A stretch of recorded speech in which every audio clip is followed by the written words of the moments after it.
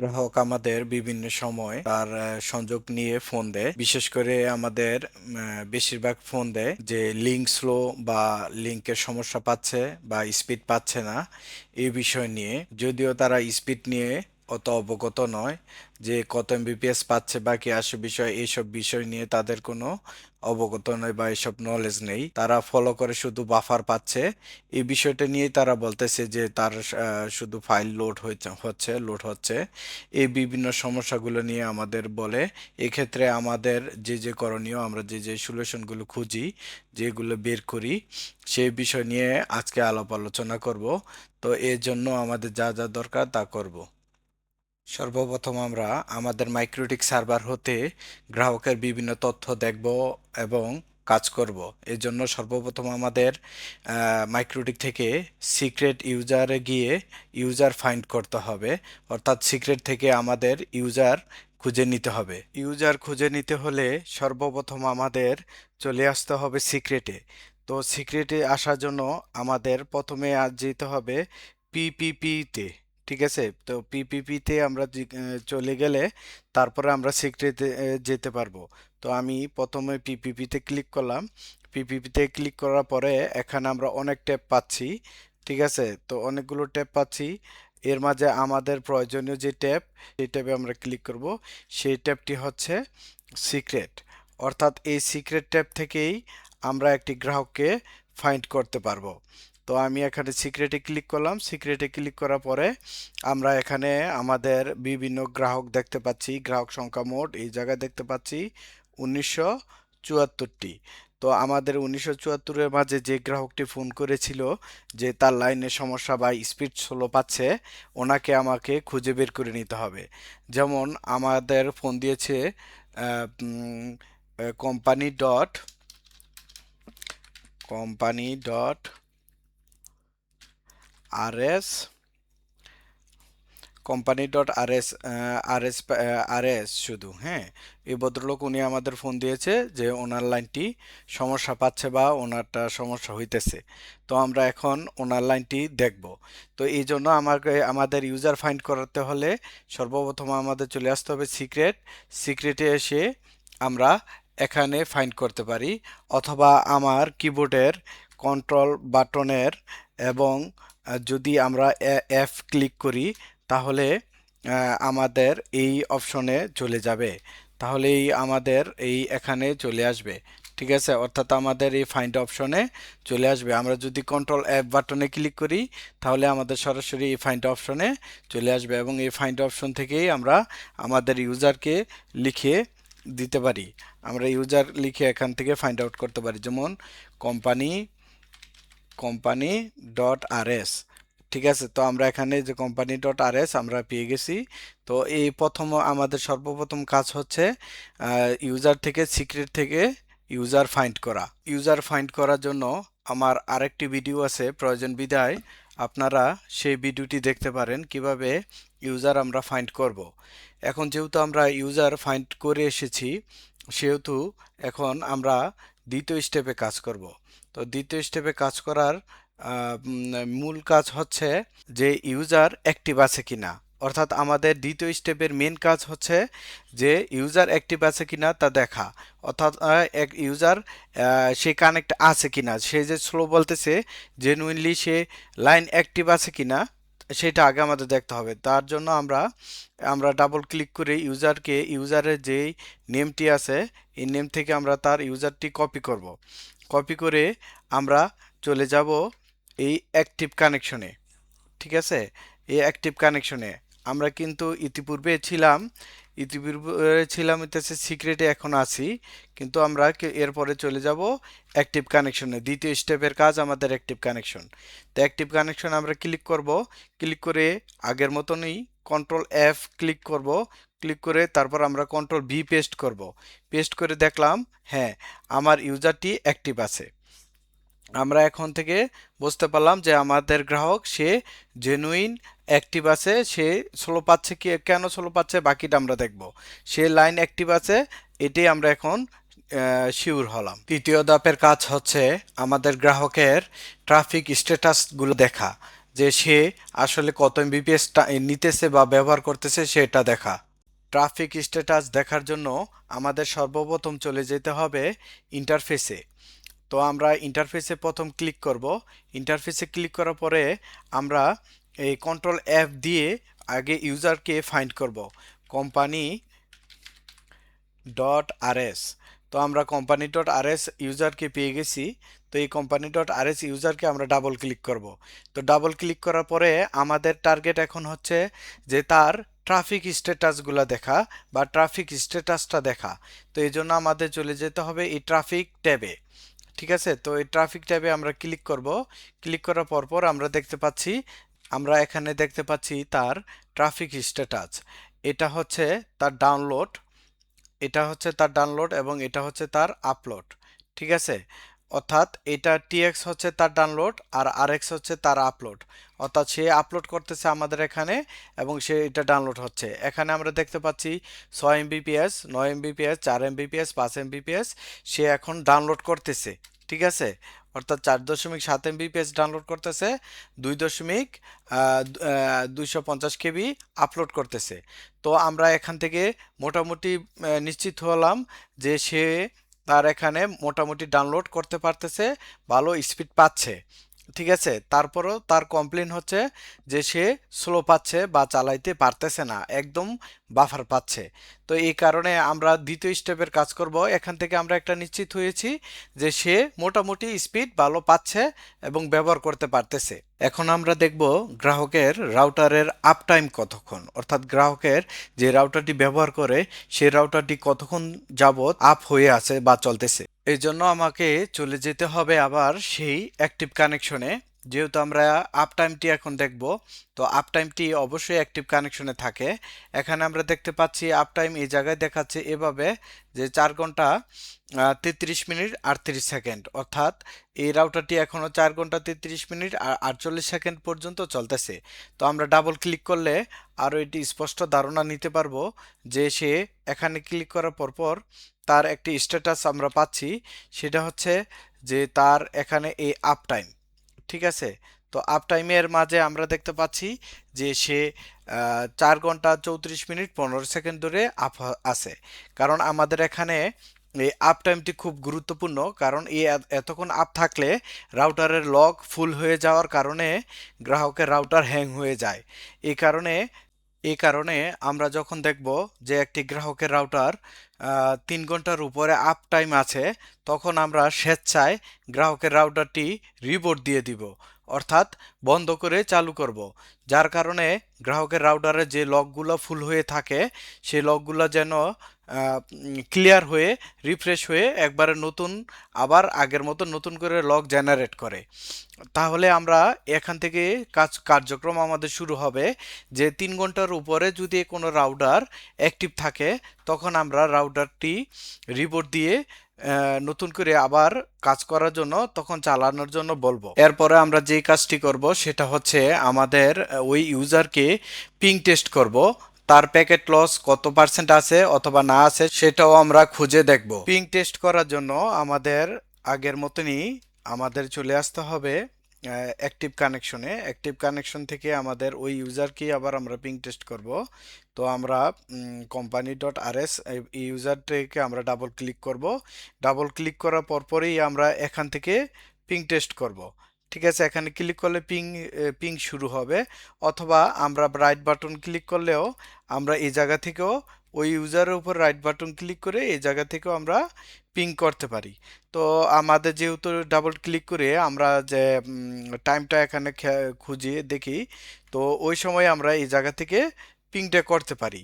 ঠিক আছে, তো আমরা এখানে ক্লিক করলে আমরা নিচের একটা ট্যাবে যেটা দেখতে পাবো সেটা হইতাছে এই জায়গায় দেখেন পিং লেখা আছে। হ্যাঁ, এই জায়গায় পিং হচ্ছে।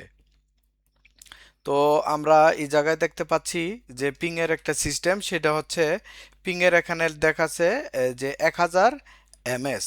ঠিক আছে, মিলি সেকেন্ড। তো আমরা এটাকে দিব 100 মিলি সেকেন্ড, যেহেতু আমাদের সার্ভার থেকে ক্লায়েন্ট পর্যন্ত এটা আমরা একটা পিং করব। ঠিক আছে, তো এটা আমরা স্টপ দিব, স্টপ দিয়ে আবার স্টার্ট দিব। তো এখানে খুব দ্রুত দেখেন প্যাকেটগুলো আমার ফরওয়ার্ড সেন্ড হচ্ছে, এবং হইতেছে এখানে আমাদের কোনো প্যাকেট লস আমরা পাচ্ছি না। ঠিক আছে, এই জায়গায় আমাদের কোনো প্যাকেট লস নাই।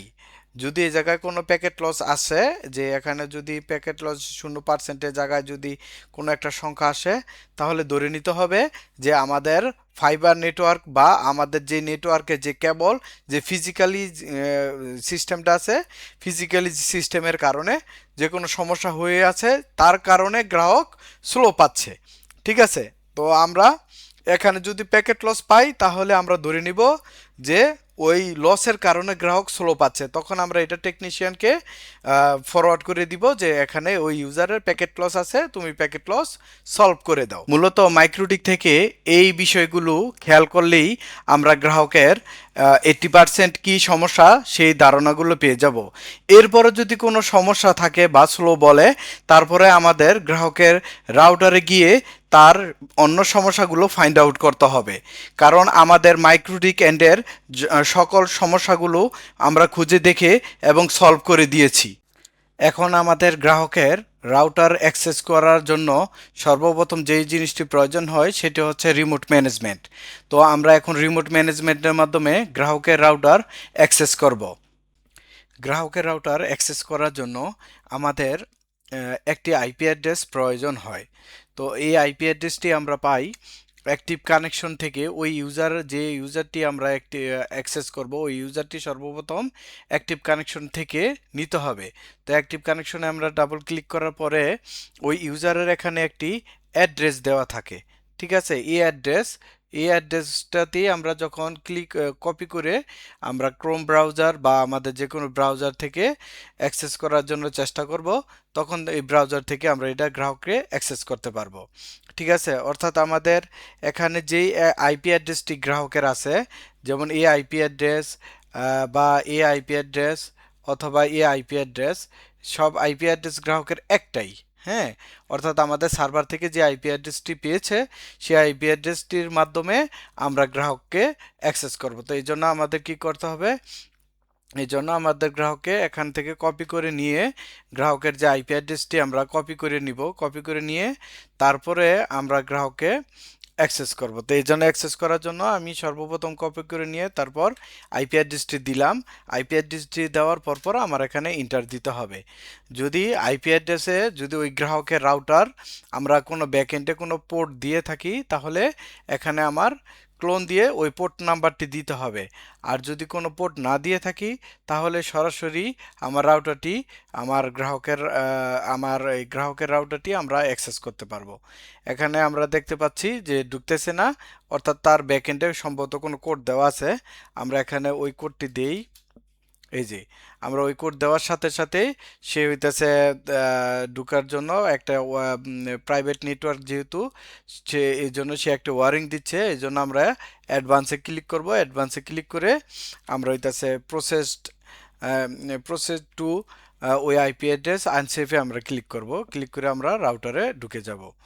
এখন আমরা রাউটারে অ্যাক্সেস করতে পেরেছি, এবং আমরা আমাদের যেই মাস্টার আইপি অ্যাড্রেসটি, অ্যাডমিন পাসওয়ার্ড আছে, আমরা এটা দিয়ে ঢুকবো। তো আমরা লগ ইন করলাম। লগ ইন করার পরে আমরা এখন যেহেতু গ্রাহক আমাদের কমপ্লেন দিচ্ছে যে ভাই আমার লাইন অনেক স্লো চলতেছে, আমি লাইন চালাইতে পারতেছি না, তো আমরা এই জন্য গ্রাহকের রাউটার অ্যাক্সেস করে রিমোট অ্যাক্সেস মাধ্যমে আমরা দেখব। তো এই রিমোট অ্যাক্সেস দেখার রাউটারে লগ ইন করার পর সর্বপ্রথম রিমোট অ্যাক্সেসের যে জিনিসটা দেখার প্রয়োজন, সেটা হচ্ছে গ্রাহকের ডিএসসিপি দেখা, অর্থাৎ ডিএসসিপি ক্লায়েন্ট লিস্ট, যে তার কতগুলা ডাইনামিক হোস্ট ক্লায়েন্ট লিস্ট আছে, ওইটা আমরা দেখব। তো এখানে আমরা এটা দেখতে হলে অবশ্যই আমাকে নেটওয়ার্কে আসতে হবে। নেটওয়ার্কে এসে তারপরে আমাদের ডিএসসিপি সার্ভারে যেতে হবে। তো এই নেট ডিএসসিপি নিয়ে বা এইসব বিষয় নিয়ে আমাদের আরেকটা ভিডিও আছে, যেটা হচ্ছে আপনার রাউটার কনফিগার। ওই ভিডিওতে হয়তো বা অনেক এগুলা ডিটেলসলি বলা আছে, ওই জায়গা থেকে দেখে নেবেন। তো আমরা ডিএসসিপিতে ক্লিক করলাম। ডিএসসিপিতে ক্লিক করে আমরা অ্যাক্টিভ লিস্টে যাব, অ্যাক্টিভ লিস্টে দেখব যে আমরা এখন দেখতে পাচ্ছি যে তার টোটাল এই মুহূর্তে ক্লায়েন্ট অ্যাক্টিভ আছে 6 জন। ঠিক আছে, তো আমরা 6 জনের কে কতক্ষণ ধরে আপ আছে, কে কতক্ষণ ধরে রাউটার অ্যাক্টিভ আছে, তার লিস্ট আমরা দেখতে পাচ্ছি। ঠিক আছে, এবং তার কে কি কি মোবাইল, কোন ব্র্যান্ডের মোবাইল ইউজ করে সেগুলো আমরা এখানে দেখতে পাচ্ছি। ঠিক আছে, কে কি কোন মোবাইল ব্র্যান্ডের ইউজ করে এগুলো আমাদের এখান থেকে ধারণা আমরা পেয়ে যাচ্ছি। এবং ওই মোবাইলের কি ম্যাক ইউজ করে সেটা আমরা এখান থেকে ডিটেলস স্লিপ পেয়েছি। এবং এই রাউটার থেকে কি কি আইপি তাকে এই মোবাইলগুলোতে দেওয়া হয়েছে সেটিও পেয়েছি। তো আমরা এখান থেকে দেখতে পেলাম তার 6টা ডিভাইস চলতেছে। এখন সে বলতেছে যে তার হইতেছে ওয়ান প্লাস মোবাইল চলে, কিন্তু আমরা এই জায়গায় তার ওয়ান প্লাস কোনো মোবাইল আমরা দেখতে পাচ্ছি না। ঠিক আছে, যার কারণে সে রাউটারে না অ্যাক্টিভ হয়েই বলতেছে যে ভাই আমার লাইন খুব স্লো চলতেছে, আমি লাইন চালাইতে পারতেছি না। আমরা এখানে মোবাইল দেখতে পাচ্ছি কি, রিয়েলমি।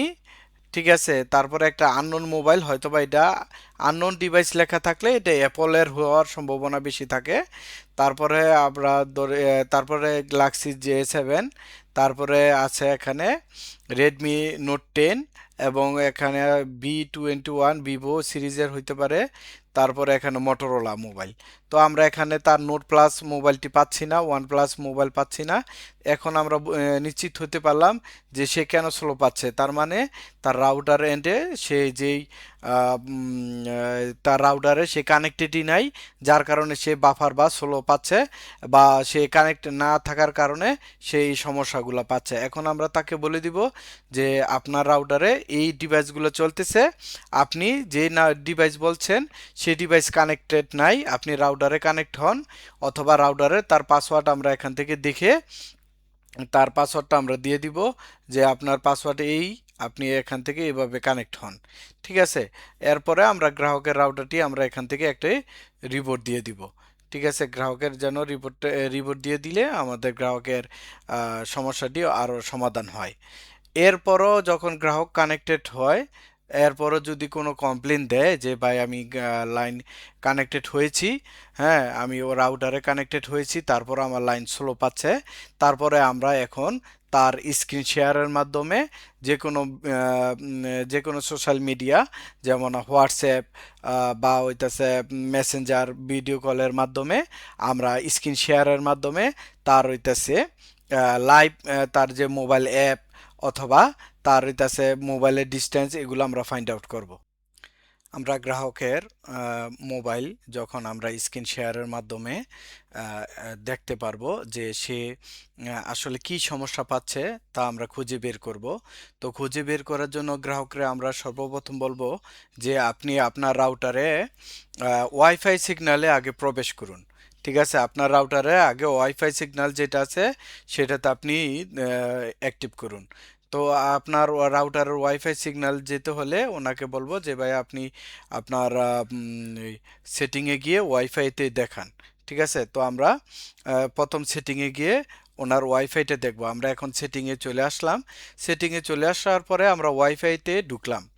ঢুকার পরে এখন হইতাছে তাকে বললাম যে ভাই আপনি একটা কাজ করেন, যে ওয়াইফাইয়ের যে সিগন্যাল আছে, এই ওয়াইফাইয়ের যে বাটনটি আছে, এই বাটনটা আমি দেখতে পাচ্ছি আপনি বেজাতে কানেক্টেড আছেন। হ্যাঁ, তো আপনি এই এখানে যে একটা অপশন আছে, যে সাথে হইতাছে একটা গোল একটা বলের মতন, এর ভিতরে একটা স্কেলমিটার একটা সংকেত আছে, এটাতে ক্লিক করেন। তো ওনাকে দিয়ে, গ্রাহককে দিয়ে ওনাকে এটা টাচ করাবো। তো টাচ করার পরে আমরা এই রাউটারের টোটাল স্ট্যাটাস আমরা দেখতে পাচ্ছি। তো এখানে আমরা যেটা দেখতে পাচ্ছি সেটা হইতেছে আমাদের যে সবচেয়ে গুরুত্বপূর্ণ যেটা, সেটা হইতেছে সিগন্যাল এবং কানেকশন স্পিড। ঠিক আছে, তো সিগন্যাল এবং কানেকশন স্পিড আমরা সেটা পাইলাম হইতেছে এখানে 74 ডিবি আমরা এখানে সিগন্যাল পাচ্ছি। হ্যাঁ, যেটা রাউটার মোবাইল বলতেছে গুড সিগন্যাল, হ্যাঁ। এবং এই 74 ডিবি অনুযায়ী আমার রাউটার স্পিড দিয়েছে যে 100 Mbps, ঠিক আছে, 5 মেগাহার্টজ রাউটারে। তো আমি ওনাকে বলবো যে ভাইয়া আপনি একটু ভালো করে গ্রাহক যেহেতু 5 মেগাহার্টজ রাউটারে আছেন, আপনি রাউটারের কাছাকাছি যান, ঠিক আছে, একদম রাউটারের কাছাকাছি যান। বা আমরা তাকে আবার এটা আরও স্পষ্ট বোঝানোর জন্য আমরা বলবো যে আপনি রাউটারের কাছাকাছি যান, তখন আপনার এই রাউটারের এখানের কানেকশন স্পিডটা আরও ভালো পাবে। হ্যাঁ, কানেকশন স্পিডটা এখানে দেখা গেছে 144, তখন আরও ভালো পাবে। তখন আমরা তাকে বলবো যে আপনি মোবাইলটা নিয়ে একটু রাউটারের কাছাকাছি যান, দেখেন। যখন উনি এই যে রাউটারের কাছাকাছি চলে যাবে, ঠিক তখনই আমরা দেখতে পাচ্ছি যে এখানে সে স্পিড পাচ্ছে 900 Mbps, ঠিক আছে, অর্থাৎ ডিবিও একদম কম এবং সেটা হয়ে গেছে এক্সিলেন্ট, ঠিক আছে, অর্থাৎ রাউটারের রেঞ্জে চলে গেছে এবং সেই রেঞ্জ অনুযায়ী সে চলে স্পিড, রাউটারের স্পিড পেয়েছে 960 Mbps, সে রাউটার স্পিড পেয়েছে। হ্যাঁ, অ্যাট লাস্ট হইতেছে সে 1200 Mbps স্পিড পাইছে, অর্থাৎ তার এএক্স রাউটার ওয়াইফাই 6, হ্যাঁ, এই ওয়াইফাই 6 সেহেতু উনি হইতেছে এত ভালো স্পিড রাউটার থেকে পেয়েছে। তো রাউটার থেকে এত ভালো রাউটার যখনই হবে তখনই এত ভালো স্পিড তারা পাবে। যখন আমরা এই বিষয়গুলো লক্ষ্য করব, তখন গ্রাহকের কাছ থেকে সর্বনিম্ন যেটা আমরা আদায় করে নিব সেটা হইতেছে যে তার ডিবি যত কম আসে, ঠিক আছে, ডিবি আমাদের তাদের টার্গেট রাখতে হবে ডিবি সর্বোচ্চ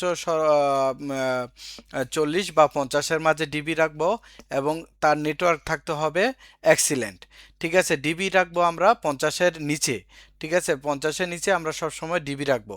আর দ্বিতীয় কথা হইতেছে যেটা আমাদের না রাখলেই আমাদের স্পিড সমস্যা হবে, সেটা হইতেছে সর্বনিম্ন 100 Mbps এর উপরে হতে হবে, ঠিক আছে। কারণ আমাদের এখন একটা ভালো হাই রেজুলেশন ভিডিও চলতে গেলেও 80-90 Mbps চলে যায়, সেহেতু আমার 100 Mbps এর নিচে ভিডিও, 100 Mbps এর নিচে যেন কোনো কানেকশন স্পিড না হয়, অর্থাৎ 100 Mbps এর উপরে হতে হবে, ঠিক আছে, 100 Mbps এর নিচে যেন না হয়। আমরা এখানে দেখতে পাচ্ছি যে যদি আমি 2.4 মেগাহার্টসে যখন আমি কানেক্টেড হয়েছি, ওই সেহেতু 2.4 মেগাহার্টসের সিগন্যাল স্ট্রেংথটা খুব ভালো থাকে, এই জন্য আমার এখানে পেয়েছে 53 Mbps। আমি যদি রাউটারের আরও কাছাকাছি যাই, তাহলে আমি দেখতে পাবো যে আমরা এখানে এই জায়গায় কত পাই, ঠিক আছে। আমরা এই মুহূর্তে রাউটারের কাছে আমার ইয়াতে নিয়ে যাই, তখন হইতাছে এই রাউটারের ওই সিগন্যাল সিম আগের মতনই আছে, কিন্তু এখানে পরিমাণ বেড়ে চলে আসছে 172 Mbps, ঠিক আছে। তো আমরা এটা রিফ্রেশ দিলে যেটা আরো ক্লিয়ার বুঝতে পারবো, সেটা হচ্ছে এখানে আমরা আগের মতনই দেখতে পাচ্ছি যে ডিবি আগের মতন এক্সিলেন্ট আছে, কিন্তু এখানে আমার এমবিপিএস চলে আসছে 300 Mbps। এই কারণে রাউটারের কাছাকাছি রেঞ্জে থাকলে আরো ভালো চলবে। কিন্তু আমার সব সময় যেটা 100% মেনে নিতে হবে, সেটা নাম্বার 1 হচ্ছে যে আমার ডিবি থাকতে হবে 50-এর এখানে, ঠিক আছে, 50-এর উপরে যেতে যাওয়া যাবে না, এবং ওইটাছে মিনিমাম কানেকশন স্পিড থাকতেই হবে, এর নিচে যাওয়া যাবে না। 100 Mbps 100% থাকতে হবে, এর উপরে হলে ভালো, এর নিচে গেলেই লাইন হইতেছে মোবাইল থেকে স্লো পাবে।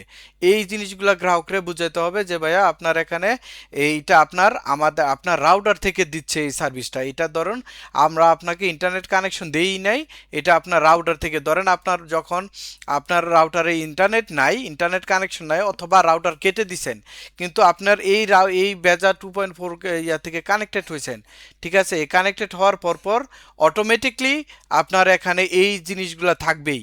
এগুলো হচ্ছে রাউটার থেকে দিচ্ছে, এটা আমরা ইন্টারনেট আমাদের সার্ভিস থেকে দিচ্ছি না, এটা আপনার রাউটার থেকে আপনি পাচ্ছেন।